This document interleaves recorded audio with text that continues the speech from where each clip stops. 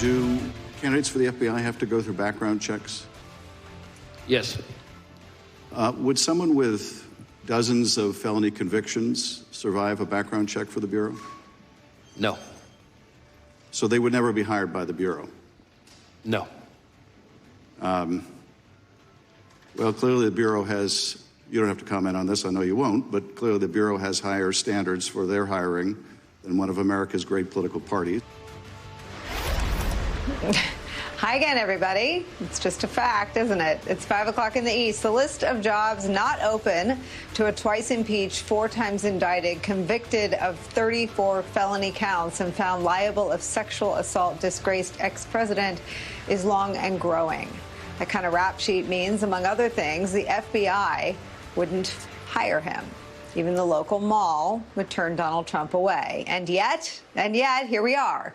A man who could not remotely clear a background check to work in a White House or for all kinds of jobs, big and small, has been selected and anointed by the Republican Party as their first choice, their only choice, to be the leader of the free world. And while the Republican Party refuses to acknowledge the rank hypocrisy in that, an extraordinary group of men and women who have dedicated their lives and their careers to the rule of law are speaking out for the first time.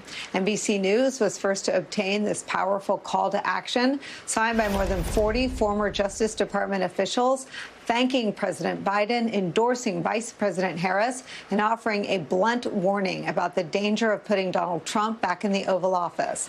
They write this, quote, "The fabric of the nation, the rule of law, and the future of democracy are at stake in this election." Quote, "The stakes could not be higher. Former President Trump presents a grave risk to our country, our global alliances, and the future of democracy. As president, he regularly ignored the rule of law.